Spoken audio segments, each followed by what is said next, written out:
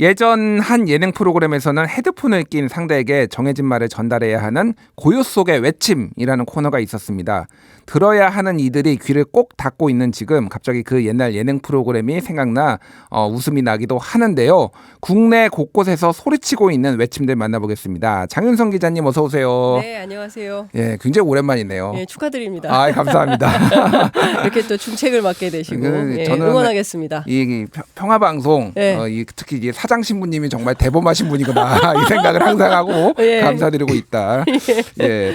아니 근데 뭐 기자님은 뭐 제가 워낙 좋아하시는 분이고 같이 저희가 방송도 많이 네. 하고 있잖아요. 예. 근데 진짜 취재를 잘하세요. 어떻게 그 듣기를 잘하시는 건가요? 아니 취재를 잘하는 건 없고요. 예. 취재를 열심히는 하는 편입니다. 열심히 하고 궁금한 게 생기면 바로바로 전화해서 물어보고 또 필요한 현장이 있으면 또 이제 거침없이 달려가고 뭐 이런 건 제 특징인 것 같고요. 잘 듣는 방법은 좀 참아야 돼요. 아, 참아야 된다. 예, 좀 참아야 된다. 예. 예, 듣기 싫은 얘기하고 말도 안 되는 소리 해도 좀 참고 들어주고 예. 공감이 되게 중요해요. 이 뉴스 공감이잖아요. 뉴스 공감이죠. 예, 예. 예. 그래서 상대방의 얘기를 좀 불편해도 공감하면서 들어주면 그러니까 하지 않아야 돼 하고 싶지 않았던 말까지 다 얘기하는 경우가 많아요. 그래서 제가 단독한 경우가 종종 있습니다. 그렇군요. 인내심을 가지고 들어야 된다. 네. 참아야 된다. 이거는 제 느낌에는 지금 어딘가 용산 쪽으로 지금 이게 해가고 있는 거 아닌가 그런 느낌도 살짝 드는데 예, 알겠습니다. 네. 자, 본격적으로 그러면 공방 섹션 국내편 시작해 보겠습니다. 자, 지난해 노동절이었는데 민주노총 건설노조 간부였던 양회동 씨가 분신해서 숨진 일이 있었습니다. 하지만 노란봉투법으로 불리우는 노조법 2, 3조 개정안은 거부된 채 아직도 진전이 되지 않고 있고요. 영수회담에서도 실마리가 풀리지 않아 좀 답답해진 상황인데 이 문제 좀 어떻게 돼가고 있는지 전망까지 좀 같이 얘기해 주시죠. 그러니까요. 사실 이번 영수회담에서 노동, 사회정책 뭐 이런 거 하나도 얘기 못하고요. 오로지 민생 문제만 너무 물가가 심각해서 그 물가 얘기만 하다가 그리고 이태원 참사 얘기하다가 더 막 얘기할 수가 없어서 그냥 끝나버려서 사실은 한 12가지 의제가 있었지만 그중에서 한 6개 정도 반밖에 못하고 만 회담이 되고 말았는데요. 앞서 말씀하신 대로 양해동 씨 분신 사건 벌써 1년입니다. 예. 그 잘 기억하시겠지만 조선일보 그리고 자회사였던 조선 NS에서 보도했던 제목 지금도 기억하실 거예요. 건설노조원 분신 순간 함께 있던 간부는 막지도 불을 끄지도 않았다. 뭐 이런 보도 굉장히 충격적이에요. 세상에 설마 그럴 수가 있어? 이랬는데 당시에 그 노조 간부가 이 죽음을 방조했다 이런 거였지만 실제로 그렇지 않다. 그건 사실이 아니다라는 게 이제 바로 확인이 좀 됐고 경찰에서 조사해서 뭐 일찌감치 무혐의 처분도 내려졌는데요. 중요한 포인트는 이 조선일보와 조선 NS를 상대로 유가족들하고 전국 건설노조가 고소를 한 지 1년이 지났는데 이거 아직 수사가 진행이 좀 되지도 않고 있고 핵심이었던 그 춘천지검 강릉지청 CCTV 유출 경로 이거 도대체 어떻게 나온 거냐 이거 아직도 못 밝히고 있거든요. 기다리라는 거예요. 경찰은 네. 뭐 조사가 더 진행될 수 있을 때까지.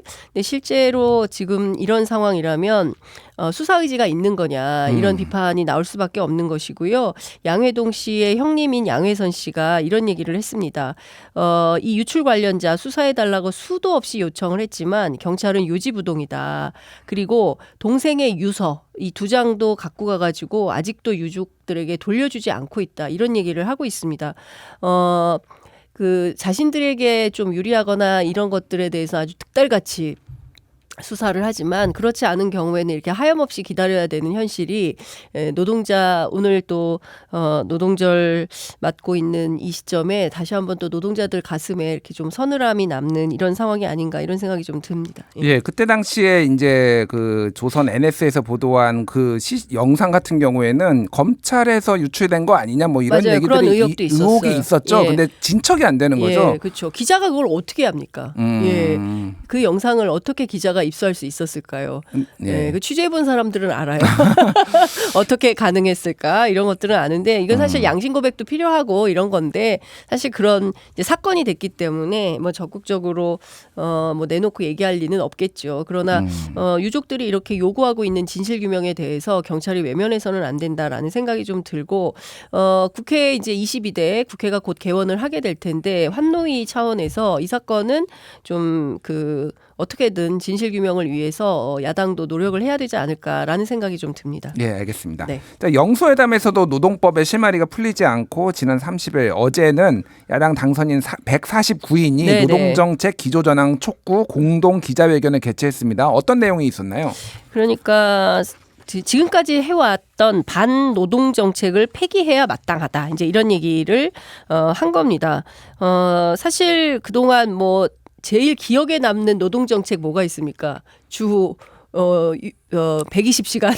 그게 공식적으로 나온 건 나온 것은 아니었고, 아니지만 그런 주장들이 있었죠. 그러니까 정확하게는 이거 오해 소지가 있으니까 예전에 이제 그 게임 업계에 근무하시는 분들하고 간담회 한 다음에 이게 노동 유연성 여기는 게임 개발할 때는 열심히 일을 해야 되니까 뭐 주 120시간도 하고 좀 쉴 때는 확 쉬어야 되는 거 아니냐 뭐 이런 취지의 얘기였는데 기억에 남는 건 주 120시간밖에 없어서 이게 좀 그렇죠. 실패한 약간 그 레토릭이 아닌가 그런 얘기가 있어요. 그러니까 사실 윤석열 정부 초기에 그 노동 시간과 관련돼서 막 쟁점이 굉장히 많이 있었고 이상한 밈도 많이 나오고 막 이렇게 했었는데 실제로 보면 사실 이게 OECD 국가 가운데 가장 노동 시간이 긴 나라가 대한민국 아니겠습니까? 그래서 지금은 한 3등 정도 하는 걸로 왔는데 최근까지 뭐 1등, 2등을 했었죠. 그러니까요. 그러니까 이런 상위권은 좀 극복을 해야 됩니다. 하위권으로 내려가야 돼요. 그래서 이 장시간 노동 체제가 계속 이어지는 문제 이것들에 대해서도 좀 극복을 해야 되고 또 노동 약자들에 대한 권리 보장이 강화돼야 되는 거 아니냐. 그리고 다른 거 다 떠나서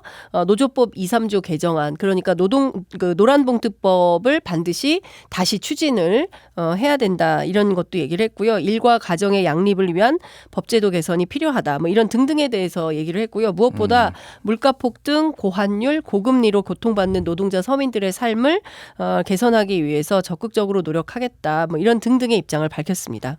노란봉투법 같은 경우에는 제가 예전에 정의당 그 대표를 만나가지고 네. 이거 법안 이름을 잘못 지었다. 직관적이지가 않다. 이거 바꿔야 된다라고 얘기를 했거든요. 그러니까 하청 권리보장법으로 바꿔야 된다. 이게 내용이 그런 거잖아요. 그러니까 하청이 원청을 상대로 지금은 쟁의나 그렇죠. 노동 조건을 얘기를 할 수가 없어요. 거기에 중간에 껴있는 자회사만 상대로 할 수 있는데 자회사는 우리는 아무 권한이 없다라고 버티니 그렇죠. 이게 이제 아무런 협상이나 노동 조건이 개선이 안 되니 하청의 권한을 보장하는 뭐 이런 거고 파업 권한까지 이제 뭐 얘기가 나온 건데 맞습니다. 그거에 대해서 여당에서는 무분별한 파업이 예상된다라고 해서 지금 부딪히고 있다. 뭐 이 정도로 이해하시면 될 것 같습니다. 그러니까 진짜 사장. 진짜 사장과 교섭하고 싶다. 뭐 이런 차원이 아닌가 싶습니다. 결국 22대 국회 스케줄이 중요한 것 같은데 데일리한 기사에 따르면 재계의 한 관계자는 22대 국회에서 윤 대통령 임기 중 거부권을 행사한 법안 9개 대부분이 재추진될 가능성이 높아 보이는데 여당 총선 패배로 입지가 위축된 상황에서 모분 법안에 재차 거부권을 행사할 수는 없지 않겠느냐. 결국 취사 선택을 해야 할 텐데 노란봉투법이 내주는 카드가 되지 않을까 걱정이다라고 얘기를 했다라는 굉장히 진짜 막 진심 어린 걱정이 기사 잘 썼다 이런 느낌이 드네요. 대통령실의 어떤 뭐 분위기 이런 건 좀 어떤가요? 근데 그 노란봉투법에 대한 대통령실의 일반적인 시각은 이거는 민주당이 추진하려고 하는 굉장히 잘못된 법이다 이런 인식이 있다는 거예요. 실제로 이 노란봉투법 민주당의 을지로위원회가 주도하기도 하고 민주노총이 굉장히 적극적으로 밀었고 사실 많은 노동자들이 농성을 통해서 이 노조법 2, 3조 개정을 이제 요구를 했었고 이게 굉장히 오래된 사안입니다. 그러니까 어제 오늘 일이 아니라 굉장히 정말 묵은지처럼 아주 오래된 법이고 이거 빨리 해결을 해야 되는 게 이제 노동자들로서는 아주 절박한 이런 상황인데 대통령실의 인식은 이렇다는 거예요. 그래서 기본적으로 이것은 야당이 일방 처리해가지고 우리가 거부권을 행사한 게 아니라 이 법 자체가 잘못돼 있기 때문에 이 법은 통과해서는 안 된다 이런 생각을 갖고 있다는 겁니다. 그러니까 재계에서 특별히 우려하지 않아도 된다라는 생각이 좀 들기도 하고요. 네. 사실 윤석열 정부가 경제정책, 사회정책, 특히 노동정책에 대해서 대단히 보수적인 입장을 취하고 있기 때문에 아마도 이 노란봉투법에 대해서는 대단히 보수적일 텐데 22대 국회에서 저는 의회가 얼마나 적극적으로 이 법의 중요성을 설파하고 다시 또 재의혹을 했을 때 대통령이 또 거부권을 행사하게 된다면 그때는 사실 굉장히 큰 저항에 부딪히지 않을까라는 생각이 좀 들기도 합니다.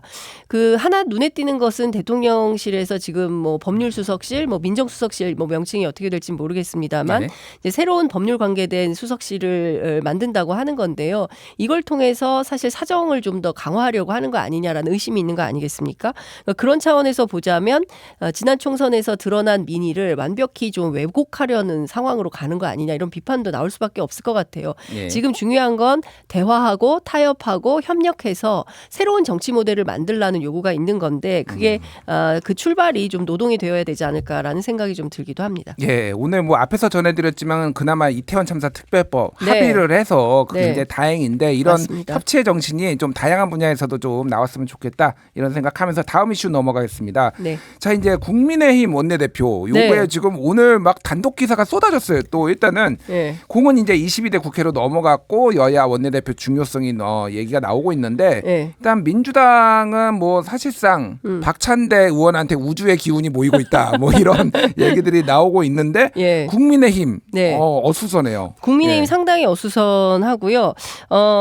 그 사실 그 친윤이라고 하는 이철규 의원으로 쫙 모아지는 것 같았지만 배현진 의원이 불출마하는 게 좋겠다. 어제 예, 그 입장이 나오면서 기류가 확 바뀌면서 오늘 출마하지 않겠다라는 입장을 오후에 밝혔습니다. 그러니까요. 예, 그래서 여기를 잘 들여다봐야 되는데 실제로 민주당, 국민의힘의 이 영남 의원들은 친윤이 죄냐, 뭐가 문제야. 그러니까 이런 차원에서 어떤 접근이 있지만 수도권의 의원들은 그런 생각이 아니라는 거죠. 네. 배현진 의원이 사실은 이철규 의원하고 상당히 가까워요. 사무총장, 사무부총장으로 같이 일했었고요. 예. 그리고 친윤계 모임인 국민공감에서도 총괄간사, 간사로도 호흡을 맞췄어요. 그런데 왜 이렇게 갈라졌냐? 이거 중요한 포인트는 뭐냐면 배현진 의원이 이런 얘기를 했어요. 염치와 책임, 반성과 성찰, 정치는 결과와 책임의 장이다. 이런 말을 했어요. 무슨 얘기냐면 맞는 말을 해서 제가 좀 깜짝 놀랐습니다. 예, 예. 맞는 말이죠. 예, 그러니까요. 그렇죠. 예, 예. 이게 지난 그 강서구청장 보궐선거에서 분명히 책임이 있었지 않습니까? 사무총장 당시에 이 선거를 지휘했었고 그랬는데 책임지지 않고 인재영입 위원장 그다음에 지난 총선에서는 공천관리위원으로까지 사실상 요직이란 요직은 다 누린 셈인데 그런데 또 선거를 이렇게 참패를 했음에도 불구하고 다시 또 원내대표로 영전한다? 이것은 수도권 정서에 있을 수 없는 일이고 말도 안 되는 거다라는 일종의 컨센서스가 형성이 되고 있다는 것이고요. 예. 국민의힘 내부에서는 사실 이런 얘기도 있습니다. 대통령보다 임기가 더 길어지는 국회의원들이에요. 그렇죠. 더 이상 대통령이 공천권을 행사하거나 이럴 가능성이 없다. 그렇기 때문에 지금 순간에서는 이후에 자신들의 정치 행보를 볼 때 친윤 체제를 강화하는 것이 과연 우리 정치에 국민의힘 보수 정치에 도움이 될 거냐 이런 고민이 하나가 있는 것 같고요. 그리고 지금 사실 딱히 하겠다는 사람들이 없습니다. 원내대표 제가 할게요라기보다는 저는 안 하겠습니다. 이런 분들이 더 많은 거예요. 맞아요. 그것은 예. 윤석열 정부가 지금 그야말로 일촉즉발의 위기 상황에 있고 22대 국회가 개원했을 때 사실상 특검 정국이 계속 이어질 텐데 그 상황에서 경우에 따라서 그야말로 이제 용산 친위부대 혹은 용산 방탄 역할을 세게 해야 되는 원내대표의 역할이 있는데 그렇게 되면 사실상 순장조의 역할을 해야 되는데 그걸 내가 왜 이런 생각들을 좀 하고 있는 거 아니냐. 그러니까 내부에서는 사실상 구인난을 심각하게 겪고 있다. 이런 얘기가 나오고 있습니다. 그렇군요. 네. 근데 이철규 의원까지 안 나오면은 네. 이게 원래 그러니까 오늘 마감이었는데 이거를 어제 해서 네. 이제 다음 주 목요일 9일까지 그렇죠. 지금 미뤄둔 상황이잖아요. 네. 그러면은 다른 분의 혹시 뭐 얘기되는 분들이 있나요? 그래서 민주당에서 그 서정욱 변호사라고 예. 그 여권에 정통한 변호사가 있는데 용산에 정통한 걸로 알려져 있습니다. 그렇죠. 예, 예. 이분이 배현진 의원한테 좀 물어봤대요. 아니 당신 누구 대안 있냐? 대안도 없으면서 자꾸 뭐 이철규 반대하고 이러면 되는 거냐라고 했더니 뭐 이제 불출마 선언하기 전에 김도부 의원 가능성도 있고 박대출 의원도 관심이 있는 걸로 안다. 이제 이런 얘기를 했는데 지금 언론지상에는 박대출 의원 그다음에 이종배 의원 추경호 전 경제부총리 이번에 또 당선됐거든요. 예, 그래서 예. 그다음에 송석준 의원 이런 분들이 이제 거론은 되고 있는데 넷 중에서 누가 될지 가위바위보를 할지 어떻게 될지 지켜봐야 될 것 같습니다. 예, 좀 지켜보도록 하겠습니다. 자, 마지막으로 21대 국회 상황 좀 보겠습니다. 민주당 소속 의원 30여 명이 30일 국회 소통관에서 기자회견을 열었는데 이 자리에서 김진표 국회의장은 5월 2일 내일이죠. 본회의를 개최해 국회의장으로서 의무를 다하라라고 얘기를 했는데 예. 지금 어떻게 돼가고 있나요? 민주당은 만약에 이제 5월 2일 본회의 개최 안 하고 그냥 가버리면 거의 출국 저지 투쟁하겠다. 막 이제 이런 그 강경한 입장도 그러니까 보이고 있어요. 5월 4일부터 18일까지 예. 김진표 국회의장이 몇몇 국회의원들과 함께 중남미 지금 순방이 예정돼 있잖아요. 맞습니다. 예, 그렇죠. 그런데 예. 사실은 이제 여야 원내대표가 같이 이 순방에 동행할 예정이었는데 홍익표 원내대표실 제가 오늘 오후에 직접 확인해 보니까 저희들은 안 가요. 안 가기로 결정했습니다. 이렇게 얘기를 하고요. 아, 이게 5월 2일에 상정이 되든 안 되든 안 예, 간다고요? 안 간다. 무조건? 안 가기로 결정을 했다는 것이고요. 예. 윤재호 원내대표의 경우에는 이제 앞서 말씀드린 대로 3일로 예정됐던 원내대표 선거가 9일로 연기가 되면 윤재호 원내대표도 사실 지금 떠나기가 좀 어려운 이런 상황이 되는데 앞서 설명드린 대로 이태원 그 참사 특별법에 여야가 합의를 했기 때문에 이 법은 의안으로 올라와서 의결을 하게 될 걸로 보여요. 예. 그러면 이 법은 통과가 되게 되겠죠. 그러면은 그게 5월 2일에 열리는 건가요? 아니면 그 뒤에 열리는 그렇죠. 건가요? 5월 2일 가능성이 제일 높은 거죠. 그런데 국회 안에서 제가 오늘 취재를 해보니까 어떤 얘기도 있냐면 일단 국회만 열고 의제는 통과시키지 않을 가능성도 있다. 아, 그게 무슨 말인가요? 그게 무슨 말이냐면, 예, 예. 그러니까 국회법상 국회를 그냥 열고 의안이 없을 때 이제 사회권자가 의제를 의안으로 올리지 않고 아예 토론이나 뭐 표결이나 이런 거 없이 그냥 국회만 열어놓는 상황도 있다는 거예요. 네, 그래서 이거는 조금 문제가 있는 거 아니냐라고 얘기를 했더니 국회 내에 또 어떤 국회법상 또 어떤 절차가 있냐면 의사 일정 변경 동의 절차라는 게 있다고 합니다. 이것은 뭐냐면 일단 그 국회가 열렸을 때 본회의에서 의원 20명, 20명의 동의를 얻어서 의사 일정 변경 동의 절차를 밟겠다고 하면 즉석에서 의안을 올려서 토론하고 표결하고 처리할 수 있다 이렇게 된다는 거예요. 예, 예. 그런데 이것도 사실은 의장이 사회권을 행사해야만 가능한 것이고 의장이 사회권을 행사하지 않으면 그 자체도 불가한 이런 상황인 겁니다. 그런데 지금 상황이 부의장이 지금 그 김영주 국회 부의장이 국민의힘으로 갔잖아요. 그러니까요. 없네요. 그러면 민주당은 부의장이? 지금 사회권자도 없는 상태예요. 부의장이 없는 거예요. 그래서 부의장도 한 달짜리 그 민주당 출신을 뽑아야 되는데 한 달을 누가 하겠냐. 뭐 이런 논의 중에 지금 변재일 의원을 추천하자 뭐 이런 얘기가 나오고 있다고 근데 합니다. 그것도 본회의를 열어야지만 국회 부의장을 임명하는 거잖아요. 네, 그래서 아마도 민주당에서는 어떤 얘기가 나오냐면 내일 열기는 열 텐데 예. 최상병 특검에 대해서는 아마도 민주당 단독으로 처리하게 될 가능성도 있고 만약에 거기까지 진도를 만약에 사회권을 행사하지 않는다고 한다면 처리되지 않을 가능성도 있고 그러니까 지금 상황은 내일 국회 상황을 굉장히 기민하게 들여다봐야 되는 상황이다. 계속 시시각각 변화하는 상황이 어떻게 바뀔지 모른다. 다만 중요한 건 이태원 참사 특별법은 처리한다. 예.